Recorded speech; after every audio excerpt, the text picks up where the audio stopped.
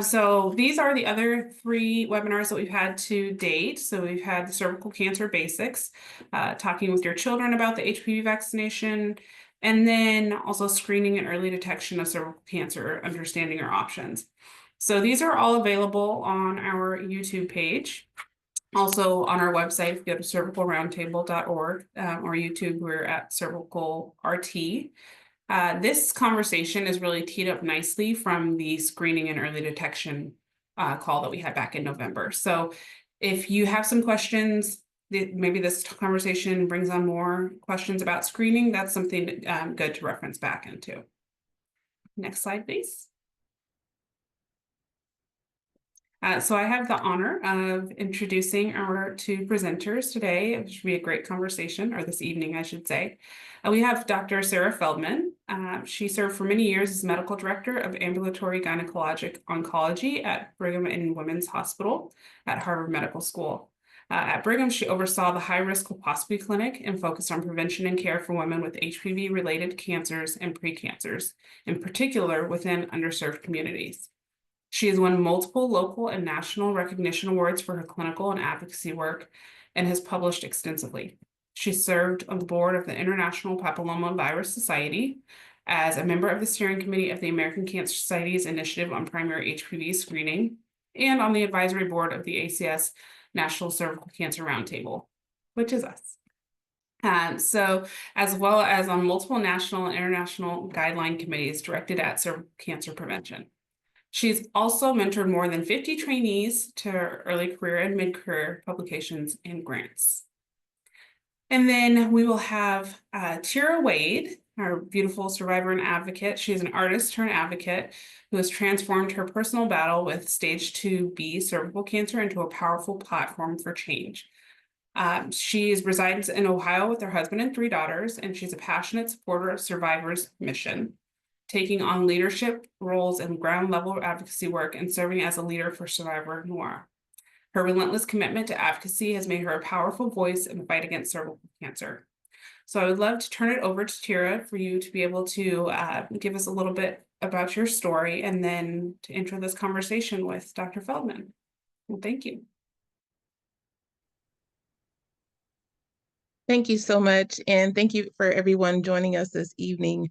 My name is Tiera Wade, and I reside here in the lovely state of Akron, Ohio, who is currently experiencing some pretty terrible weather, but we're going to go ahead to make sure that we're doing our part to still spread awareness at all costs. I was diagnosed with stage 2B cervical cancer here in June of 2020, so almost 4 years now being cancer-free, and I am dedicated to making sure that we all know our part to make to be aware, to be informed, to be empowered about our health.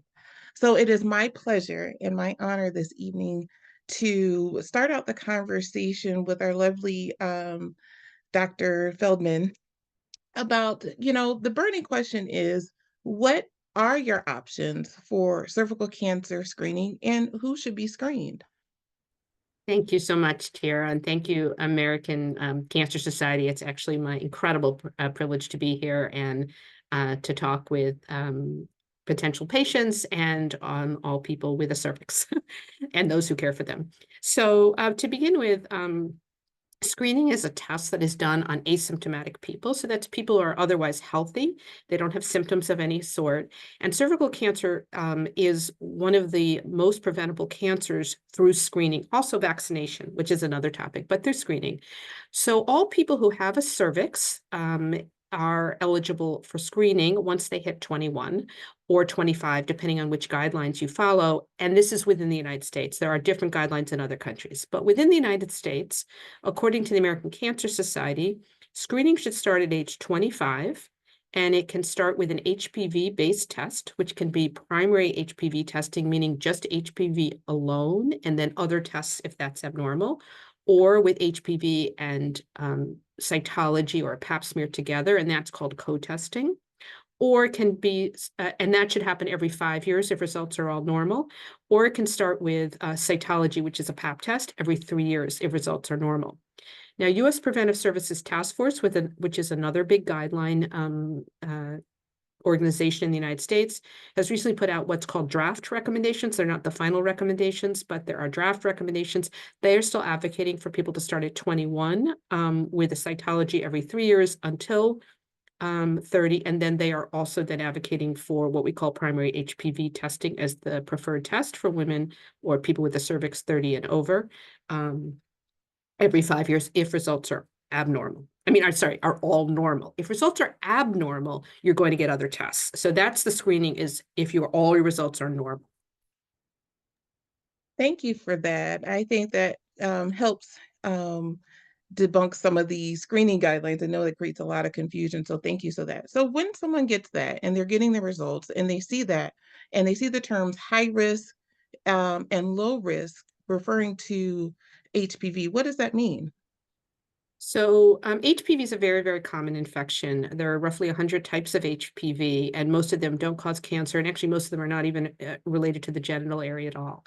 There are about 12 to 14 high or intermediate risk types of HPV that can cause cervical cancer. The high risk terminology does not mean that you, the patient, are high risk to develop cervical cancer. It means that those 12 to 14 types have ever been associated, but rarely in most cases, with cervical cancer. So the high risk just means it's a type that has been associated with cervical cancer. But when you read that, you should not interpret it as meaning that you personally are high risk. There are a lot of other factors that go into determining what your risk is. Beautiful explanation. So when you look at this, who is eligible for these type of testing? Well, like I said, anybody with a cervix at age either 25 for the HPV test for 25 and above, according to ACS, or 30 and above, according to U.S. Preventive Services Task Force.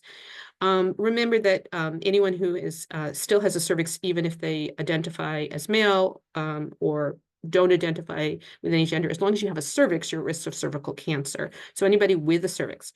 People who have had a hysterectomy for benign disease, meaning no cervical cancer, have never had a precancer, so they've never had high-grade dysplasia, they've never had abnormal PAPs, have always had normal PAPs, adequate screening, and are having a benign hysterectomy, meaning no cancer, no precancer, whatever, those people could actually stop screening for cervical cancer because they don't have a cervix and they haven't had the risk factors beforehand. Beautiful explanation. So if those people say that they've had their screenings and they're asking about that, and they say, hey, I got the vaccine, what would be your recommendation? Should they still get tested? Yes, we're still recommending that even if you've gotten the vaccine, that everybody gets screened according to these recommendations. They have not been modified at all for whether or not you've gotten the vaccination. Although it's not the topic of tonight, I do still want to talk a little bit about the vaccination because there is some confusion about that. So the vaccination is recommended for all genders, all people, and it's ideally given between 11 and right, like 11 and 12 or 9 to 12, but it can be given anytime from 9 to 14. Studies have shown that if it's given after 9 to 14, it's less effective. And that's because HPV is transmitted in skin-to-skin genital contact. And children who are in middle school or early high school have often had genital contact. And I always say this to people, you may not be aware of what people are doing, but kids in 6th, 7th, 8th grade, they're already having genital contact often. And so we want to get that vaccine in before they have any exposure to HPV. So that's ideal, again, earlier on, before age 14.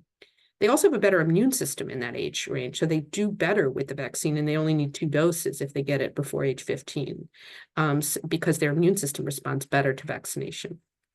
That being said, studies have shown that the effect of the vaccine goes down after age, about 17 or 18, and we don't even recommend it necessarily for cervical cancer prevention above age 26. So the point of why I'm saying this is we really don't know always whether people have already been exposed to HPV. That's why we consider everybody at risk or needing screening. We also sometimes, the sexual activity is not clear even to the patient, especially a young patient, or they may have been sexually, assault. We don't know how they got exposed, but it turns out that people are exposed more than they may realize. And so we want to continue screening even if they're vaccinated. The other thing is that the vaccine only covers, well, initially it only covered 4 HPV types, 2 that were high risk, HPV 16, 18, and 2 that were caused warts. They're not really relevant to this because they don't cause cancer. And then in around 2014, it was FDA approved to have 9-valent, which covers 9 different HPV types, 7 which are cancer causing and 2 which are not. But it still only affects about 90% of the HPV infections. So there's still about 10% of HPV infections that are not prevented even by the best vaccine that we have available. Thank you for that. That is wonderful. A lot of people are confused sometimes about the HPV prevention. What I like to call it is cancer prevention, period. So, we don't second guess about if there is a vaccine for leukemia or breast cancer. The bottom line, it's cancer prevention, period. And we really have to do our due diligence to make sure we're debunking that stigma. So when you're having these tests, and what would you say after you have an abnormal test about how many follow-up appointments that people are occurring after that? So what advice do you have for people who have an abnormal pap test and the follow-up appointments? What does that really look like for a patient? So remember, there's different types of tests you can get in the first round of screening. So you could have gotten just an HPV test, just a general positive, negative, like high risk present or no. If that's the case, you're going to need some downstream testing. Sometimes that can be done on the same specimen. So that would include a cytology, so a pap test, that sometimes can just be done on the specimen that's already been obtained, and also, if possible, genotyping, which will at least tell us if you have HPV 16 and 18, which are the most aggressive HPV types and are actually managed somewhat differently than the rest of the HPV types. So that's the first thing. If you have had a type of HPV test, self-administered, for example, that you cannot have a downstream pap done automatically, you may have to come into a clinician office to get that pap cytology and extended genotyping done. Once you have those results back, then you're looking at a bunch of different options. So let's say you have a normal test, HPV positive, but negative for 16 and 18. And you've never had an abnormality before. That's important. Your prior history is very important. Then they may just have you come back in a year. If you have an abnormal result, I'm going to give you the 2 extremes. If you have an abnormal HPV result that shows HPV 16 right away with the genotyping, it shows HPV 16, you are going to have to come in for colposcopy no matter what, because anyone with HPV 16 needs colposcopy, although you will also need a pap test, but it can be done at the colposcopy if necessary, for the practitioner to understand how serious the abnormalities are. I want to pause for a second and tell you what the different tests are telling you. So HPV is telling you whether or not you are actively shedding HPV virus from one of the high-risk types. HPV infection is extremely common. It's very contagious. Almost everybody in the United States or in the world has HPV. Most people don't know it, and most people are going to clear the virus, and they're never going to be at risk for cervical or any other cancer. Some patients, about 10% of people, develop a persistent infection of HPV, which is integrated into the cells in the cervix, and they shed HPV and they continue to test positive. People who have HPV 16 are more likely to be in that category, for example, because it's a more aggressive virus. So we're looking over time at what your results show, sometimes in terms of your management. Like I said, the worst is to have a high-grade dysplasia with an HPV 16. The best is to have, other than a normal result, would be a normal pap with an HPV positive but negative for 16, 18. So those are sort of your extremes. And in between, there's all different algorithms for what your next tests include, mostly colposcopy.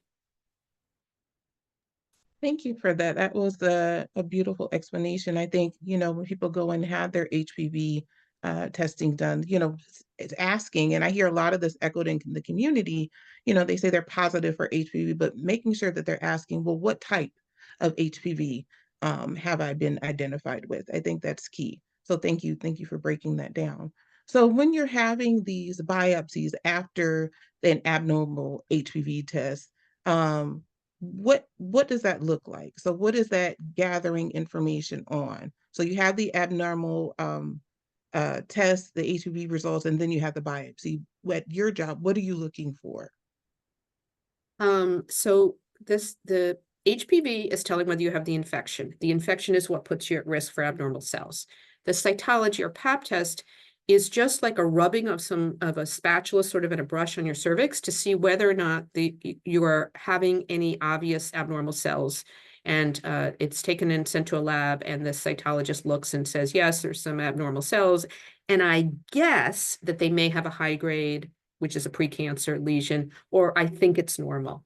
But remember, when they're taking those cells from the cervix, it's blind. It's possible that there aren't that many cells that are abnormal. It's possible that they missed the area.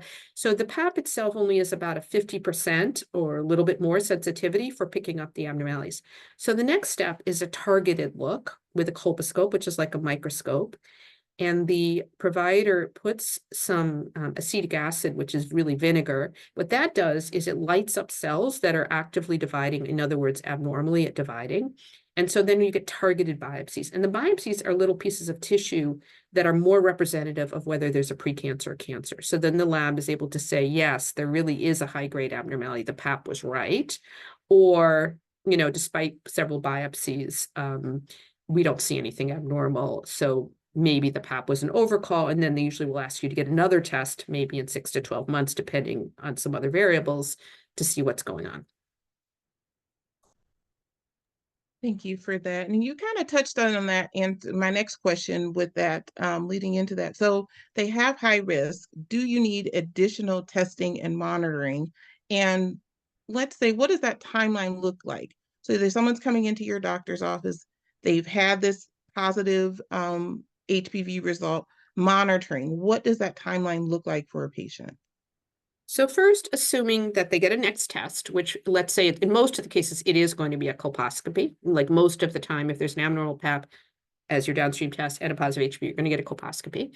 The colposcopy is going to tell you a number of things. First, it's going to tell you if you have a precancer. A precancer is defined as high-grade dysplasia or CIN 2 or 3. Those are all different names for precancer. Those are not cancers, but they are cells that are already starting to transform into cancer. And the good news is we can treat those and prevent cancer. And so we're looking for those cells. So if we find those cells, we then go on to treatment, usually in most cases, for the precancer. If, for example, though, we do biopsies and we find CIN1, that's like a wart, and that is not considered a precancer. So then we would say, oh, the pap was abnormal, but the patient just has a wart. We're not that worried. We'll follow them up in a year. So basically, the purpose of the colposcopy is to determine how frequently you need to be followed and whether you need a treatment. God, thank you for that. That sounds like a lot of appointments, which leads me into my next question. So if someone is in there, they're like, hey, this sounds like my life is lifing. I don't have time for this. Can I just simply have a hysterectomy instead of having so many appointments? What would you say to that patient? I would say no, that's not going to solve your problem, unfortunately. So HPV is an infection of the whole lower genital tract. So it's cervix, vagina, vulva, and often anus as well.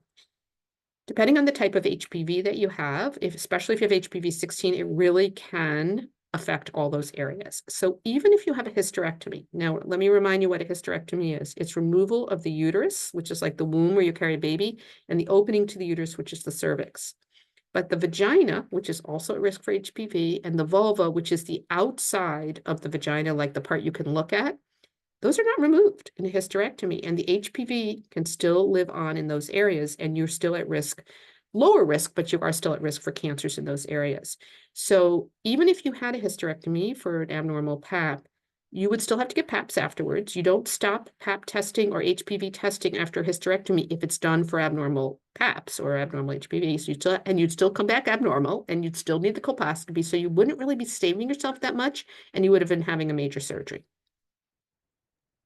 You won't believe how many people have echoed that in our community because they just simply say, time gets away. They're like, I just want this over and done, and not really fully understanding the scope of it's just not just your cervix. So thank you, Dr. Feldman, for that. So what types of treatments are available? I know you touched on this before, but if you could just reiterate what type of treatment options are available if HPV leads to abnormal or precancerous conditions. So let me just start by saying, we are talking about cervical cancer, but when you have an abnormal HPV result, you also, when you get your colposcopy, they are also looking at the vagina and vulva. So I just want to make that point that that's part of the colposcopy. The cervix is the main focus, but they are looking at the vagina, and usually at least there's a visual inspection or looking at the vulva to make sure there are no lesions. So the treatment of the vagina and vulva are a different topic. So I'm just going to say, if you have an abnormality there, that's something else. But for the cervix, most commonly, if you have a CIN3, 100% of the time, really, you're going to get what's called a loop cone or LEEP cone. That's usually an outpatient office procedure done under local anesthesia. Rarely, if you have a more serious abnormality, such as carcinoma in situ or adenocarcinoma in situ, you'll actually get a cold knife cone, which is also a cone biopsy, like you take a little ice cream cone out of the cervix. The cone biopsy is a little deeper than the loop cone usually, and it's done in the operating room, often under general anesthesia, because there's a lot of manipulation to do it. And it's really only should be used for patients where there's a concern for invasive cancer, like a more serious abnormality. Sometimes in younger women, I say younger women, women under 30 and definitely under 25, if they have a CIN2, which is a moderate dysplasia, about 40% of those are going to resolve spontaneously without treatment. So we will often try and just watch those people, but that watching is a little bit intrusive. You have to have a PAP and colposcopy every 6 months for up to 2 years. So it's a lot of colposcopies. But the positive is there is a fair number of those that will resolve without treatment, and you can avoid a treatment to your cervix. And for younger people who are interested in future pregnancy, you'd rather have fewer leaps. Let me remind you that the biopsies are minuscule and don't affect future fertility at all, whereas the colposcopy doesn't affect anything with fertility. But the loops or leaps, you're taking a piece of the cervix. So especially if you repetitively do that, the patient can have a decreased ability to hold a pregnancy. So we don't want to over treat people. We want to make sure that we balance preventing cervical cancer, but not causing, obstetric problems. Thank you, Dr. Feldman. I can attest to that because that was my story. I had several LEEP procedures done, and that was brought up with my gynecologist at the time about, the risk of possible fertility being able to hold it. So thank you for clarifying that. Can I just make one comment about that, though? I just want to reassure the people who do have multiple leaps.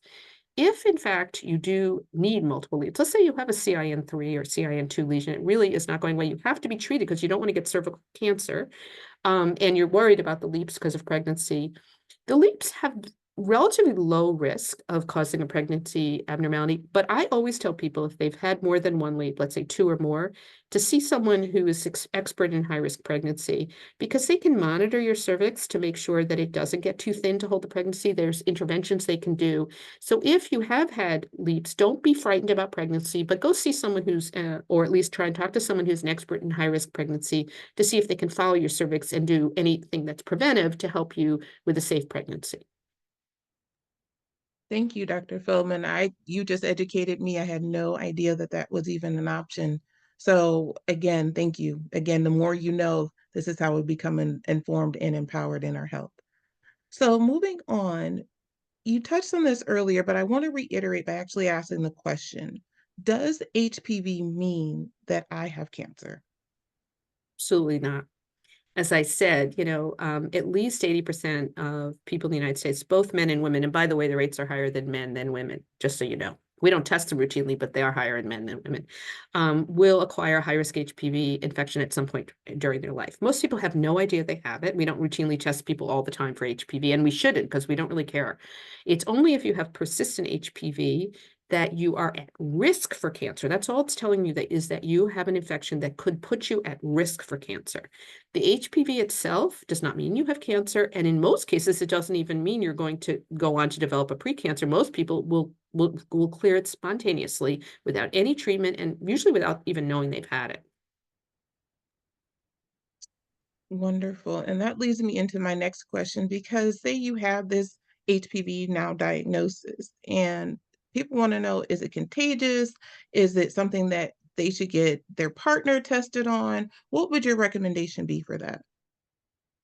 It's highly, highly contagious, but actually not that dangerous, despite the conversation we're having about cancer. So it's very contagious. If you've had skin-to-skin contact with a partner even once, you probably have whatever HPV that person has, and they probably have whatever HPV you have. It's very, very contagious. And it's just intimate genital, skin-to-skin contact. You don't have to have vaginal intercourse in order to have HPV. So people who have sex with same-sex partners or whatever are at same risk as people who are having heterosexual sex. So vaginal penetration is not necessary to transmit HPV, and it can be transmitted from the external genitalia, the scrotum, the anus, the vulva, all those body parts as well.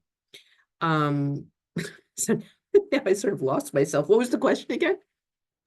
You are absolutely fine. I was asking about the fact, is it contagious and should their partner get So tested? it's very contagious.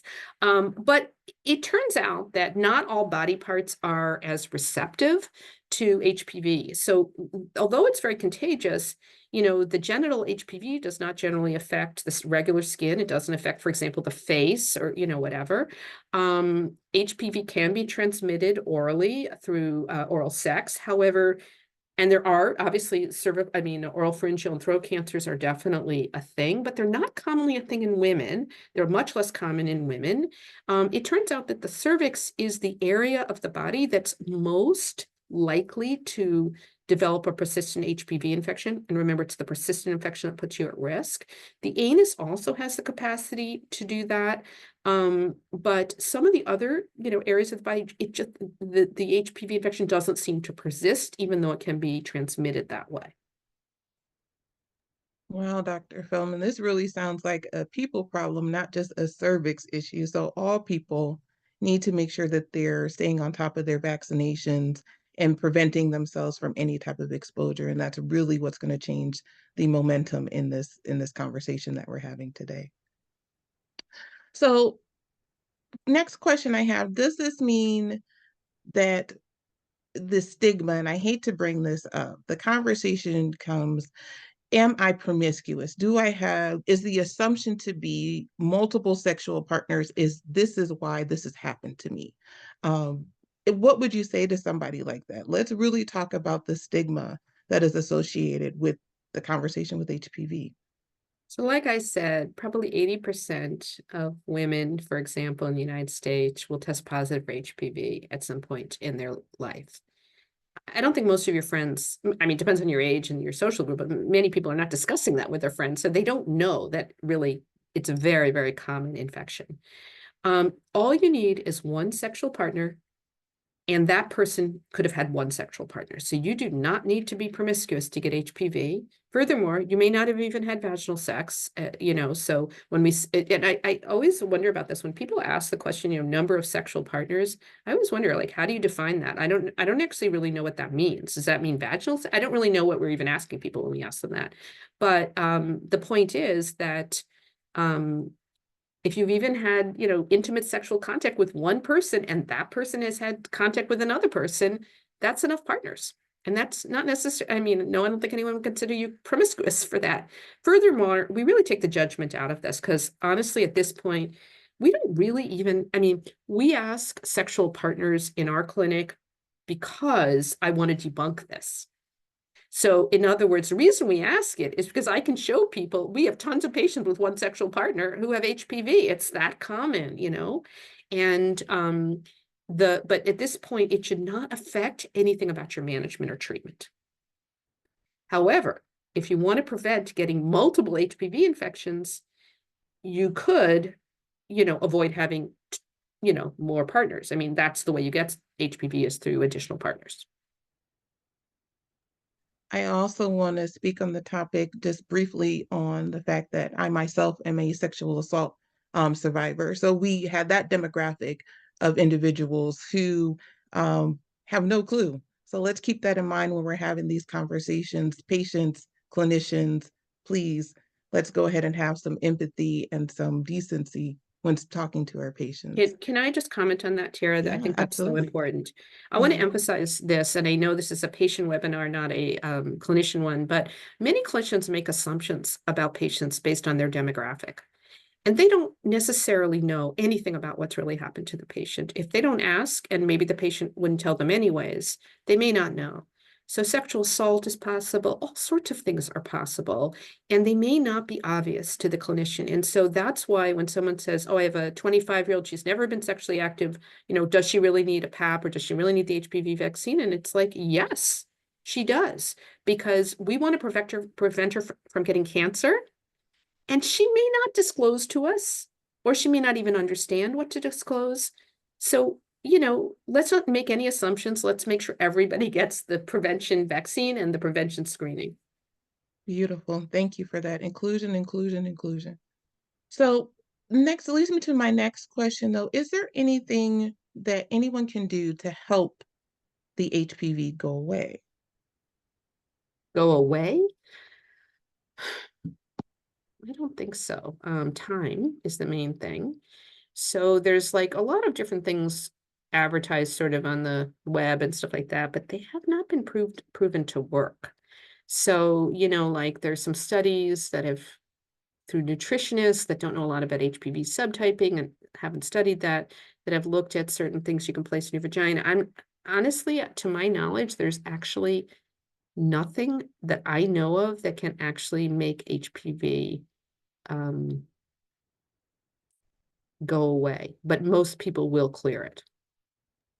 Thank you for the clarity. I think people get confused when they hear the holistic route or things that they can do, thinking that they have done something to do this, so they can do something to undo it. So thank you for that clarity. Is there somewhere I can go that will tell me what to expect when looking for information about HPV testing? So there is a phenomenal website called cervicalrisk.com. Write this down, cervicalrisk.com, and we can put it in the chat. It is authored by one of my colleagues, Rebecca Perkins, who is just recently transferred over to Tufts Medical Center. And it's a fantastic website. And you can go into that website and you can put some information about yourself in there to learn what your particular risk is, and also particularly what next steps you have. It also gives information about the guidelines and some other stuff if you want that. That's wonderful. And that is also available in English and Spanish. We want to make sure that we're inclusion in this fight against cervical cancer. So thank you for that. We're going to go ahead and take a look. We have some questions, and I'm going to turn it over to the panel. Let's take a look here in the chat.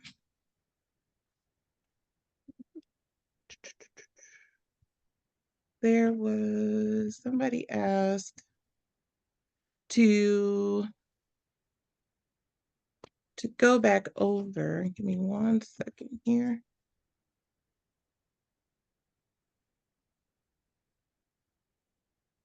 And now I don't see them. Let me see if I can see. Chime in and just read through some for you. Okay. So the first one we have is, I know someone who was diagnosed with HPV at 18. Why are the guidelines recommending the HPV test until 25? So HPV is very, very common among adolescents and women under 25. The rate of sexual activity is highest in the 21 to 24 age range. However, the rates of cervical cancer are incredibly low in that age range, and the immune systems are generally very, very good. So people will tend to clear the HPV.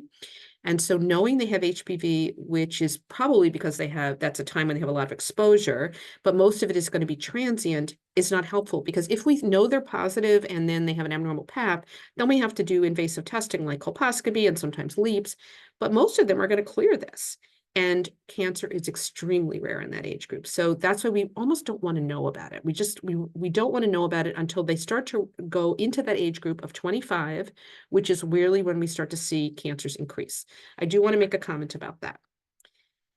The U.S. Preventive Services Task Force is still recommending 21, possibly, I think, because, the cancers are so rare between 21 and 25. But precancers can still develop in that age range, although they're not going to progress to cancer. It usually takes about 10 years to progress to cancer, right? But the 25-year-olds have to be screened because it's like we haven't screened them in teenage years and we haven't screened them now in 21 to 25. So now we actually are starting to see those patients who have persistent abnormalities that need actual active treatment and management. So you really have to get everyone screened by 25. I mean, it's not like, okay, maybe start at 27 or 30 or something. No, it's 25. Because that's when we're seeing the big increase in rates of precancers and eventually cancers in the early 30s. And I can attest to that with the community that I serve with Survivor. We have seen individuals as young as 23, 22 getting full-blown cervical cancer. So thank you for answering that. We have some more questions in the chat. Yeah, another one was kind of on that. Well, knowing that the HPV vaccine is not as effective after teen years, why are there vaccines that are targeted towards older adults that have never gotten vaccinated? Is it even worth it? So that's a really great question and actually a pet peeve of mine. So the vaccine is FDA approved, but not recommended for 27 to 46. So that means it's safe. There's no harm in getting it, but it is not shown to have a significant cancer prevention benefit because most people have already been exposed to HPV before that time. So, it's the way they describe the recommendation is it's between the provider and the patient. But I do think that it's true to say it has very little benefit above age 26. And they're except in very unique situations where someone's never had sex and never been exposed, and they're going to get the vaccine but not have sex for at least another year. I mean, there's just like sort of unusual situations, I would say. So, there isn't a real benefit in that 26 to 47 age range, and I don't think any benefit after that. Right. Can you clarify what you mean by clear when you're saying they'll clear it, the HPV? Someone was confusing that with like cure, so. That is a great question. So that's such a great question because it's such a complicated biology. So HPV, let me just describe a little bit what happens with HPV. So when you get an infection with HPV, it can be inactive. It can sit sort of in the cytoplasm of your cells, be inactive. It's not causing any precancers. It's not really high risk, but it's actually technically in your body, but it's not detectable because it's not active in the nucleus. For some reason, in some people, at a certain point, the HPV actually enters the nucleus and integrates into the host DNA. And then it replicates copies. And that's what we're that's what we're testing for. Is HPV being essentially secreted by the cells? And that can happen for a period of time. And then the body's own immune system can sometimes pull that back, stop the HPV from replicating, and the HPV goes dormant in the cytoplasm. So may I go on to answer something else, Tiera, which is relevant to this? So people will often ask the question, what does it mean by suddenly have a HPV positive? I haven't had one for years. I've been with my partner for 40 years. And, well, HPV can be living in your body all that time. And for reasons that are not always that well known to us, it can reactivate at certain points. But we use the word clear to mean it's inactive. It's not really cleared, it's inactive. That was a great explanation. Thank you so much for that. And then we have one last question. So after having treatment for stage 4 cervical cancer caused by HPV, is there a reason for me to continue HPV testing? What would your answer be to that? That's a little bit controversial. So somebody who already had cervical cancer, stage 4, is at risk for developing recurrence of their cervical cancer. And there are NCCN guidelines for managing patients like that. It is much more complex than just an HPV test. I'm not sure the HPV test is the best test for that patient. That patient is going to be getting visual and pelvic exams. They may also be getting, CAT scans and other scans. I'm not sure the HPV is the right test for that person. It's going to be very specific to the patient and the provider, but they are going to be getting testing of some sort, but it's going to involve a physical exam and some other things, starting out every 3 months after treatment. And eventually, if they stay clear, it may go to every 6 months after a few years. And eventually, if they're, disease-free after 5 years, they may go to annually, but they're going to be tested indefinitely, but not necessarily with an HPV test. Thank you for clarifying that. And there's some additional questions. Yeah, there are two more that just that came in that want to be sure to touch on. So, what happens when a woman is pregnant and gets an abnormal pap test? Okay, great question.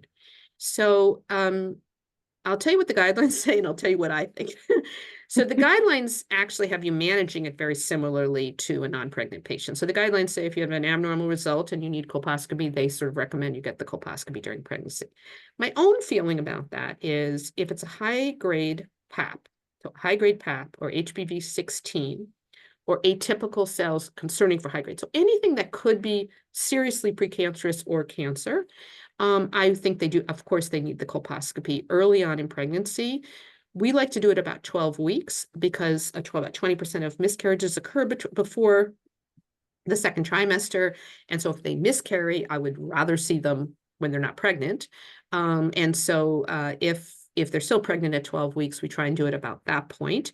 Those people for sure need a colposcopy and they may need biopsies because if they have a serious precancer, such as adenocarcinoma in situ or cancer, they would have the option of treatment either during the pregnancy or terminating the pregnancy and being treated.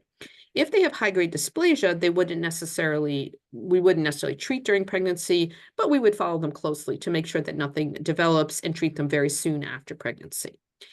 If you have, on the other hand, a mild abnormality, such as atypical, HPV positive, 16/18 negative, or low grade, although the recommendations say to get a colposcopy, I don't know why they say that because we will not do anything during pregnancy with a low-grade abnormality. There's nothing we do to treat it, and it's just an invasive test on a pregnant woman. So those patients, I prefer to see them 6 weeks postpartum. Studies have shown that, you can certainly wait with a low-grade abnormality 6 to 9 months after the abnormality. You want to get it in before a year, though. But, you can certainly wait that amount of time with a low-grade abnormality. Very interesting. Mhm. So, on the other end of that, if someone has gone through menopause or is going through menopause, should they be getting screened for cervical cancer? 100%. Oh my gosh, you're making me scared. So You still have a cervix. you still have a cervix, and 20% of cervical cancers occur in women ages 65 and up. Yes. So this is such an important question, and let me make this clear. Your risk of cervical cancer stays high, and if you still have a cervix, you need to be screened right up to 65. If you have all normal tests for your entire life, and you've had 2 negative HPV tests and 3 negative cytology tests within the last 10 years, and no history of abnormalities within the last 25 years, then you can stop screening at 65. However, everybody else needs to continue screening. If you have a history of a high-grade abnormality within 25 years, you have to screen and you can get those in your 50s or 60s. And if you have a history of even atypical HPV positive, you're going to have to probably keep screening. So any abnormality, you keep screening beyond 65. For sure, you screen in your 50s. 100%, and you have to get adequate screening in the 50s and 60s. So we've done a bunch of studies recently on rates of cervical cancer in women ages 65 and above, which is a very bad thing because the women are diagnosed later, they have worse prognoses.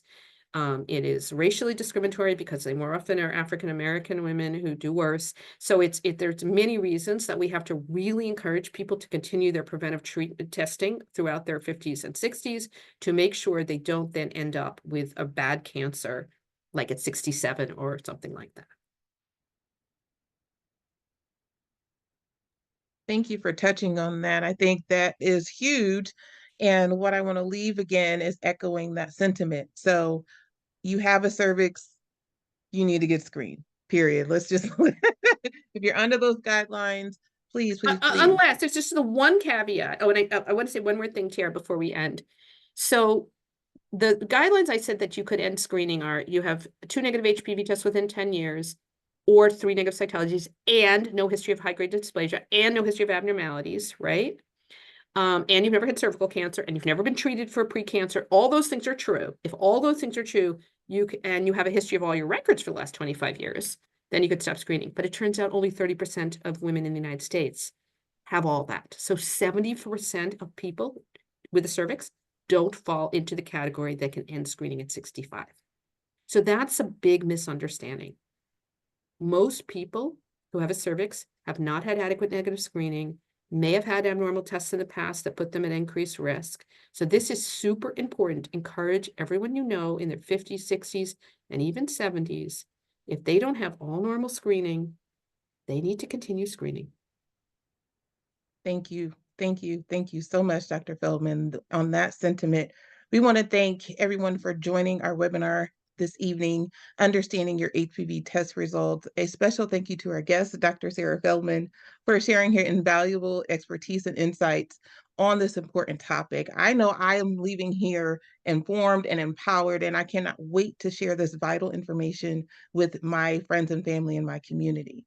As we discussed, HPV is a virus like cervical cancer. This month is Cervical Cancer Awareness Month, and an ideal time to start the conversation with your healthcare providers about getting screened. If you have concerns about cost or experience any abnormal symptoms, there are resources available, including if you follow cervicalroundtable.org, you can find those resources there. We encourage you to ask questions and advocate for your health. Watch your socials for other resources and other webinars that are to come. And we appreciate your participation and look forward to seeing you next time. Please screen for me if you don't do it for any other reason, because you matter. Thank you so much, everyone. Have a great evening. Thank you.